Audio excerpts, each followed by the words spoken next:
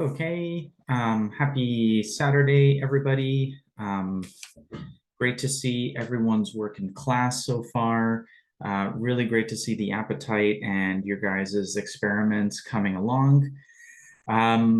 This video today on Saturday, October 7th, there will be just a few this week, not very many. But this one is kind of a special one related to our technical series on parametric and performance modeling, mostly based on observations I'm seeing in the class. So I wanted to be really clear about this because it's coming up across numerous projects, and I wonder if it's something I said in a previous lecture or tutorial, and this is a chance to dispel some myths or some approaches. So a super high level reminder, generative landscapes will include all three pieces of tech, and we are focusing on parametric and performance modeling today, more specifically generators, but a little bit on evaluators, I'll explain. So today's session is on good modeling practice, efficiency of your files, when not to let something bog down your computer for no reason, doubling down on meshes, when to use them and different types of meshes, and then offsets, because I'm seeing offsets becoming kind of like a recurring tool of choice, which I think is good, but just want to talk about some of the errors that you might see in your work. So we'll again cover meshes, when to use which version, pros and cons, and offsets challenges. For the follow my screen, I'm going to reference some office hour work that I was doing earlier last week during week 4 with Coco and Shushan. And I just want to revisit the WaterKit file that was there because from last week as well, because it's a really lightweight file and it's really good. So let's jump into this here. Let's talk about, first, let's cover meshes, offsets rather. So this was some office hour work with Coco and Shushan earlier in week 4, where there was some observations of some strange artifacts that were getting created when doing offsets. So to be clear, they were generating a series of points in a 200 by 200 meter space. Those points could freely move around with a gene pool. Those points would create a Voronoi pattern. And if you recall, the Voronoi is these bubbles that come together and form clean cut straight lines. And they were saying, hey, like we're getting this strange artifact, like what's the deal here? And so I wanted to describe some of the challenges with offsets. So this is a little bit of a cleanup file, but we'll see how it goes. So this is Coco and Shushan's file where there are the points. They can move around in an X and Y position relative to a mock-up surface that was made to move them. The Voronoi cells are here in its raw state. I'll turn this on shaded mode so it's much more obvious. And again, the way that I'm actually doing this, I will turn on bifocals just to see. I turn on display select only preview, which basically means every time I click on a particular component, whether it's visible or hidden or displayed on or off, it will show up. So, you can see here as I'm left mouse button clicking, this is their mock-up boundary surface, the evaluation of points on that surface, the points themselves, the Voronoi cells as a creation, and an initial offset.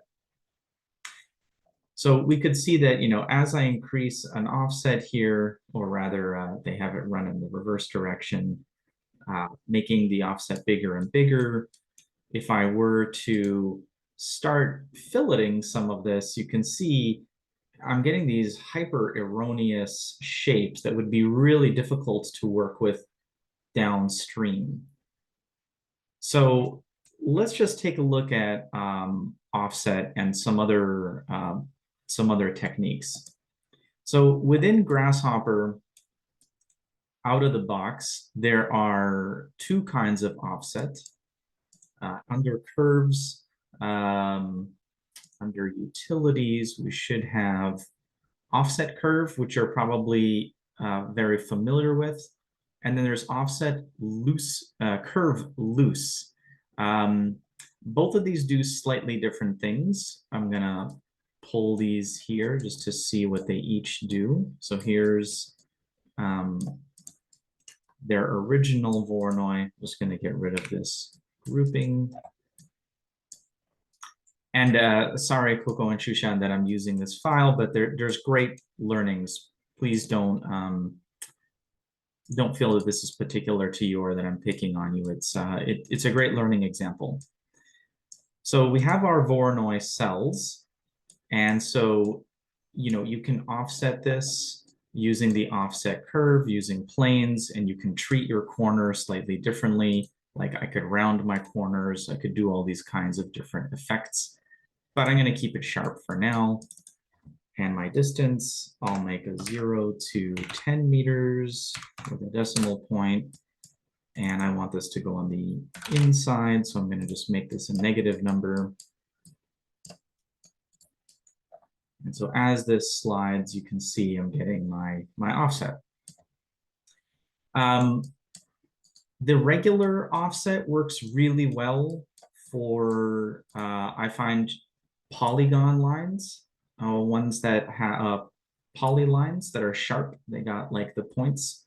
It tends to work okay. And the loose poly line, you can see is slightly different. And already we're starting to see some strangeness. Now, it's the same offset value between both of these. You can see one versus the other, but you can see they each create slightly different effects. As I increase this value, you can see the error is growing bigger. So what's actually going on under the hood here? Offset curve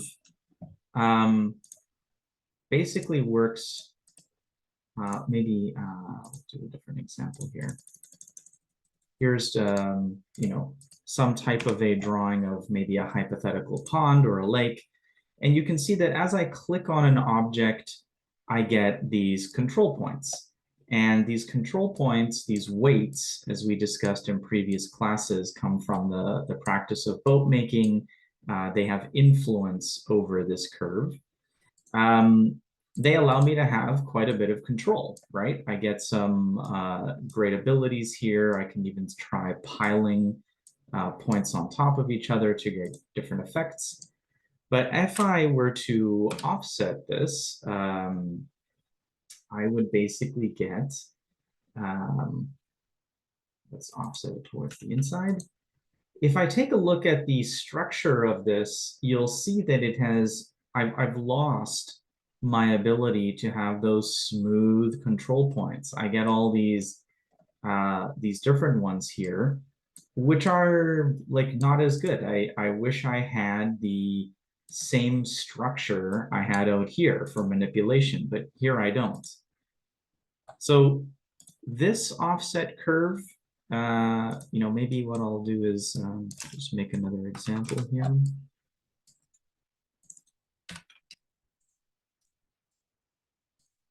Set one curve, set this one as that curve, and plug this into here and see what we get. I am getting a red because the curve is not planar. Well, yeah, okay, here we go. So if the plane is not resting on a plane, that will be a problem. That can be fixed just by projecting this back to C plane. Delete input, yes. Okay, so if I were to offset this curve here, you'll see it gives me kind of what I'm looking for. If I were to bake this geometry out and click on it, I get the same problem. The topology, the underlying skeleton of the curve is now changed. And sometimes this may be handy and sometimes it's really not. So know when to use this offset curve. Now, if I had this one here, this is again the loose offset loose curve. This one works by basically, you can kind of tell by the little graphic here. It says, give me the control points of the curve you want. I will extract them for you. It runs really efficiently. And then it will move those control points out, which is actually really nice. Because if I were to bake this one out, you can see now what has happened is that it has made the control point structure underneath it the exact way that I wanted it to be. Here's nice control points, and here's nice control points. Really, really efficient, clean result. And my honest opinion would be that the offset curve loose component, which you can find in the same spot as offset, is a slightly better weapon of choice when working with this kind of curve geometry, this ones that have curviness to them. That would be a great option, is to offset the actual topology of the control points, not the curve itself. Let me just reframe this here. Here is the curve that I have input. This is my input curve. It has great simple point structure. You can see I can make all kinds of pond shapes here, or paving or whatever it might be. And the normal offset curve, if I zoom in on the component, just says, give me the curve, and I will just move that curve over. And it does it without respecting the clean and efficient structure that I have out here. It just raw pushes it. This is the same offset you get inside of AutoCAD, FYI. So it's handy sometimes, but even from an efficiency point of view, you will see that this component took 10 milliseconds. That's 1,000, well, 10 1,000ths of a second. And this one is much faster. It doesn't even bother showing up on my profiler because it's faster. I'm just going to delete this curve that we baked. And again, just show you here. Offset curve loose, give me the input curve weights. These are the weights, the control points, and I will remap them out to the distance you want. I wanted the distance to go inward, and I get a result that if I bake, it has control points and simplified weights, and it's much faster, does not even bother showing up. So be mindful of these two different types of offset out of the box. Now, in the case of Coco and Shushan's work, what I wanted to more specifically highlight, if I zoom out here, here was the offsets they were getting and some filleting they wanted to do on the end. Now, out of the box, this was not doing a good job. Loose was not doing a good job. Well, here you can see a little better. And if I were to feed this into the curve radius, a little better. So loose was not a bad choice. Downstream, we did see some breakage, and we did see these kinds of strange artifacts popping up. So I wrote for them, if you were paying attention to their presentation, I wrote for them a little tiny script in Python that would basically just offset the curve using Rhino script. So basically what this GH Python component does, and I'll share this to the class on announcements, is that it says, give me a curve, tell me where the center point of the curve is. So here's the center points of those Voronoi cells. Tell me where the center should be, and then tell me your distance. And I will make for you an offset from there. So the result here is going a little slow because there's some meshing happening downstream, but the result is a lot more predictable and clean and not dealing with the loose artifacts that we were seeing beforehand. So I'll share this component. It is the world's simplest component made in GH Python. It has two things: importing the Rhino script syntax as Rhino script RS, which I'm using here. And it says for the operation A, use Rhino script offset curve, which is based on curve, direction, and distance. So that is here you can see curve is my input, direction tells me where to put it, and distance is the value that I want it to go. And this is precisely what was needed. The Rhino script version of offset says, give me the center of an object and I will pull my topology towards the inside. And if I were to bake this geometry out, you can see my control points are well respected. This happens as well with some slightly more blobby curves. So I prefer to use the Rhino script version. Again, that's here. I'm just using Rhino script. You guys can copy this special offset. There's actually nothing that special about it. It is just a basic tool here from Rhino script. Okay, I'm going to close that up. We've now covered the topic of offsets. Let's cover the topic of meshes. So what I have been noticing is some of the classes maybe getting a little confused of when to use what kind of mesh tool and mesh type and meshing approach.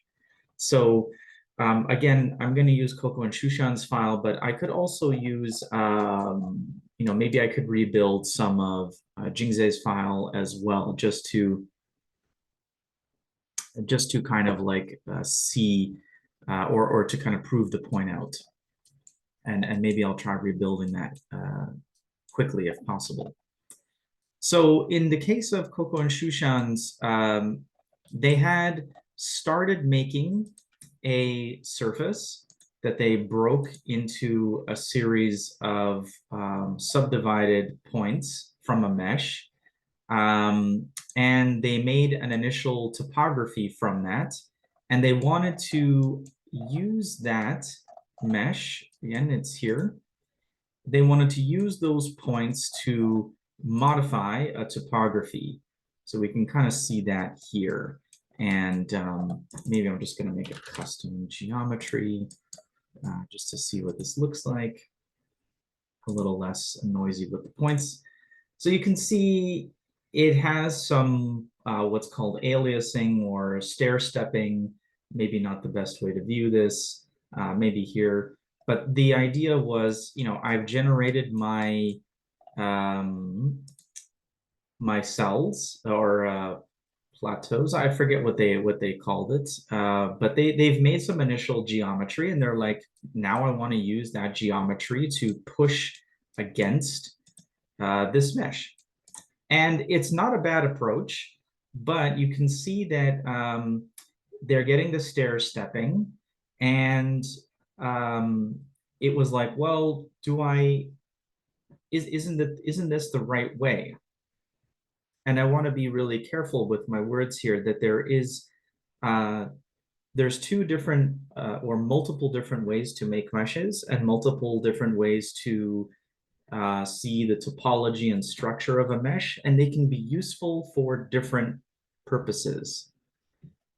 In this case, um, it was not really that useful to have this type of topology, the structure of the mesh, at this stage. So they did not need to make all those points and move them up and down in this case, because they had very precise underlying geometry of their Voronoi cells that mattered more. They went through all the effort and the finesse of making them the way that they look and spending time on fillets and thinking about, that as a design feature. And then by the time they get to here, all that effort and work is lost because the underlying topology is not dense enough to get what they want. And so the alternative here is you don't need to make the initial mesh to begin with. I just disconnected everything. It's not required. What was made is all this great features here. And now I want to use those features. Let me just move that away. I have these features. Here they are as surfaces.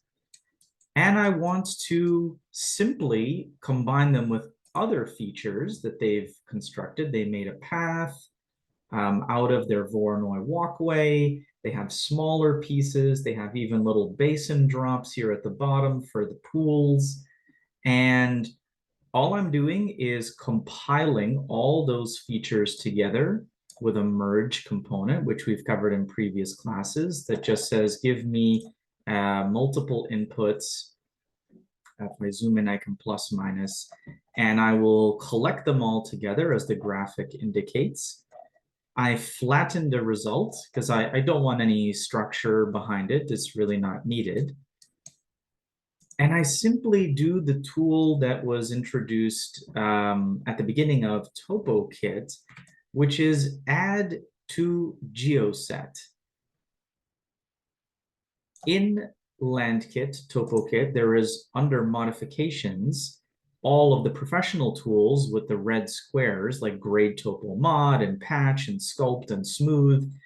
But there's this basic one called add to geoset that just says, if you already have a geoset, give me one. Give me contour curves or spots or break lines or a variety of other pieces of geometry, mend lines and boundaries, and I will make for you a new geoset and a new topo. So this one was pretty interesting here, because here's the result on the back end. The result on the back end is, you can see here, it's staying now true to their curves, their fillets. It's staying true to their basin features, the bottom of these pools, here and here. It's staying true to some finer details, like this little tiny hill, which is pretty nice. And it looks much more representational of their design concept. So I think even, there were some other folks, like if I'm recalling specifics, like Fernanda and a few others that were like, but I made the points first. And yes, that's true. And you could do that. That was an initial technique. And apologies if, I didn't make this more clear, that you can make a mesh a number of different ways. In this case, I'm taking very distinct features like the curves and using that to construct the topography that I really want. And let me just make a mesh here just to show you a little cleaner without all those points, that it's a little better in terms of the aesthetic of what this mesh could look like. Now, this could be totally the mesh that you want. You could use this mesh to do your calculations for things like cut and fill. You could use this mesh for particular things like sculpting and smoothing further down the line if you want. You could use this for calculating basins and static volume if you want. In fact, this is probably more accurate because it has the clean lines. So this kind of mesh is useful for those kinds of operations.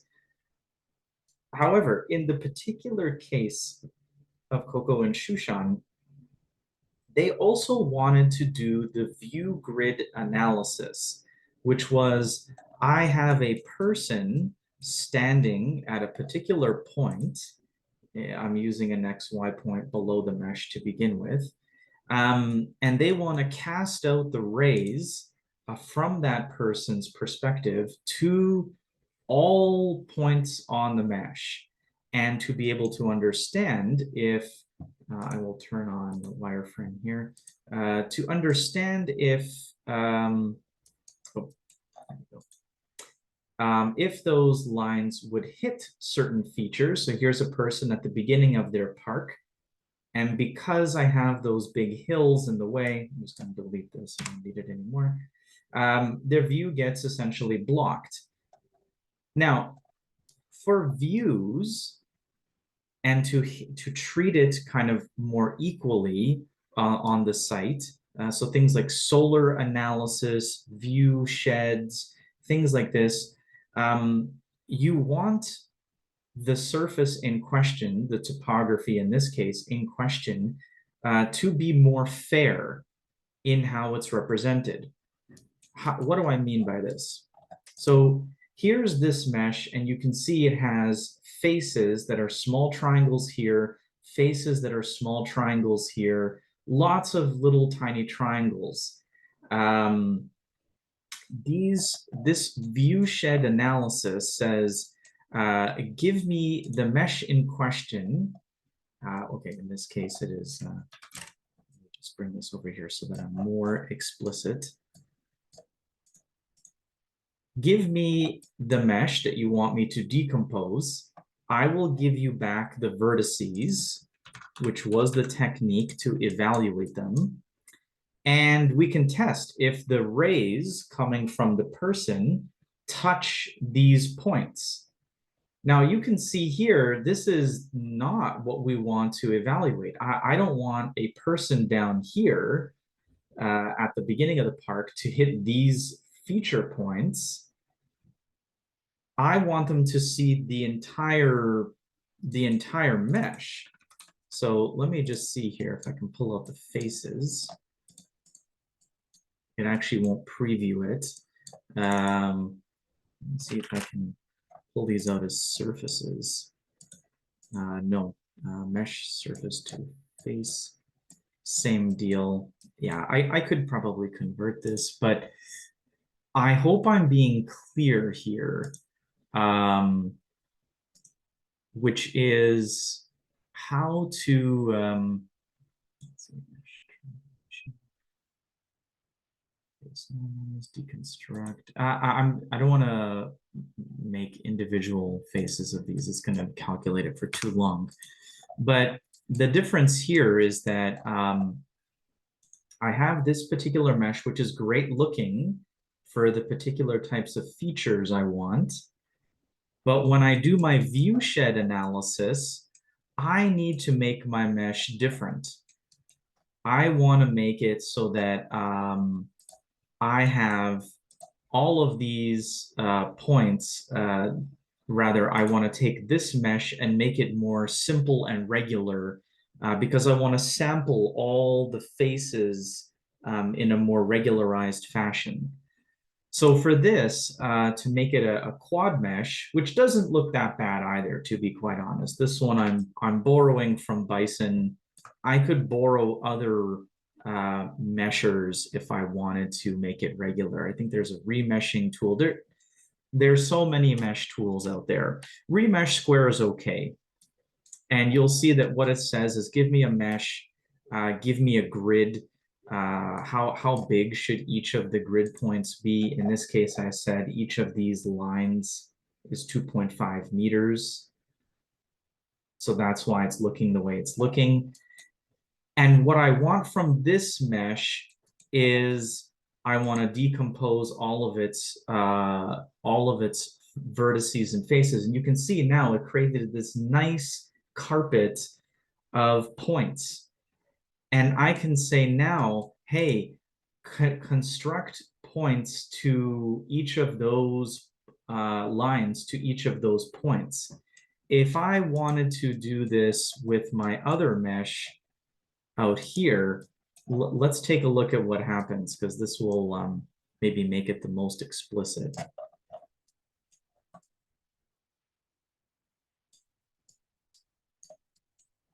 Here's my mesh in this case. Do this here.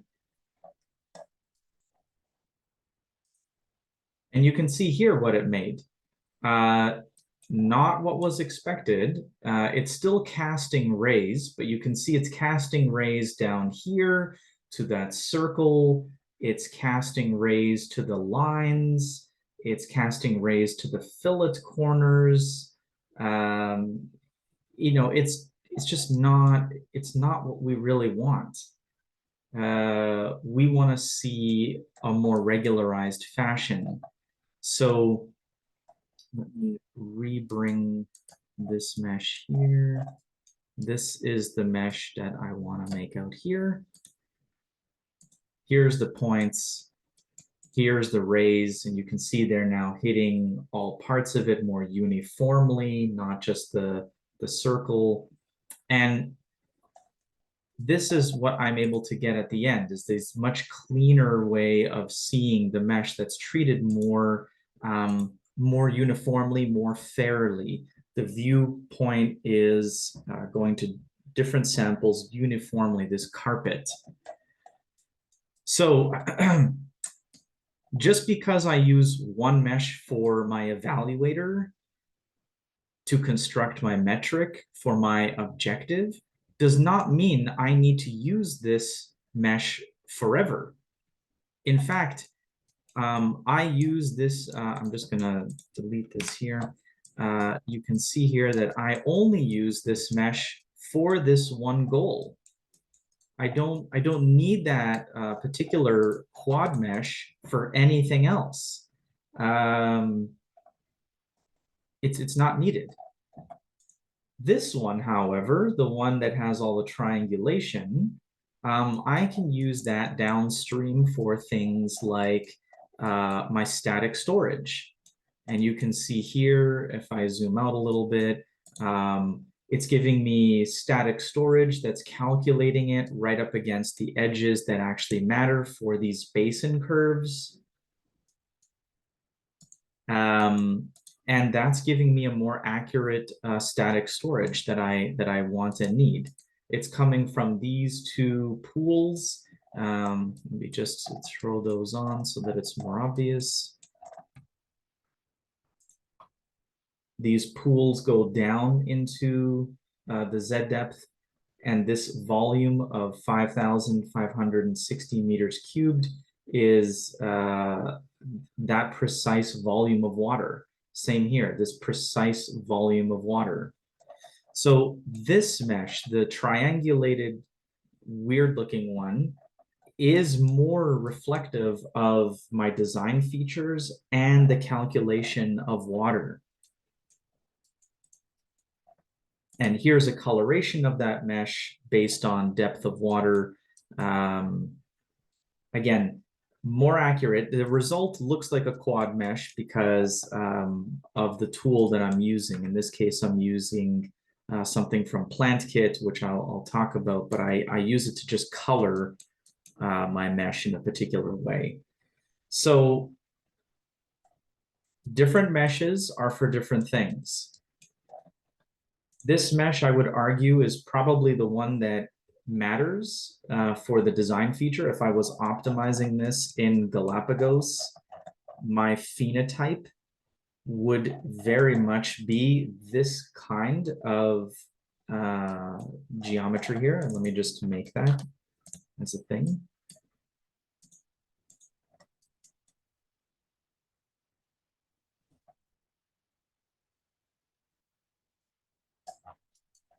This would be my phenotype. I want to look at this particular mesh, and I want to, in this case, they had wanted to optimize maximizing the amount of rays and maximizing the amount of total volume. So, you know, if we were to run Wallacey, oh, it must be somewhere here. Maybe because I have the file open. Oh, let me take for, not for granted, but take my word that, you know, if I was refreshing this file and I wanted to run it with these genes and objectives, this would be the phenotype, and I could then see all those generations optimize. And this particular mesh, the triangulated mesh, is, you know, nothing special here. Also coming out of add to geoset. If I really did, this is a convenience, but what's running in the background here is a Delaunay mesh that just says, give me all your geometry. I will put points on all of these and I will string them together in the way that Delaunay mesh does. So maybe just to prove a point, I could say, here's all these features that I merged together. Maybe I want to deconstruct these, or wow, there isn't really a super fast, convenient way to do it, which is what makes GeoSet so great. Let's see here. If I have to force myself to do this, I have some meshes here from these surfaces. I could deconstruct a mesh. Deconstruct a mesh. Here's all these points. I could throw these points into here along with all the other features if I made it, and it would make a Delaunay mesh. And you can see here, Delaunay mesh just basically connects the least amount of points together to make a single thing. In this case, I can flatten it and it would make some other features if I wanted to. There's so many ways to make meshes. What's most important for you to know is when to use them strategically for your purposes. And in this case, I'm using this kind of mesh for my water calculation and for my aesthetic interests. And I'm using another kind of mesh for my view analysis. 1 versus 2. They both come from the same spot, just they're different meshes for different purposes. Okay, I'm not going to belabor the point here any further. Sorry for making it very didactic. I just really want to be clear. Okay, I don't even think I'm going to share the file for this one. I think just, well, maybe I'll share the file, but I won't share the slides. I don't think there's really a need to do that. All right, I'll go on and make another video for y'all.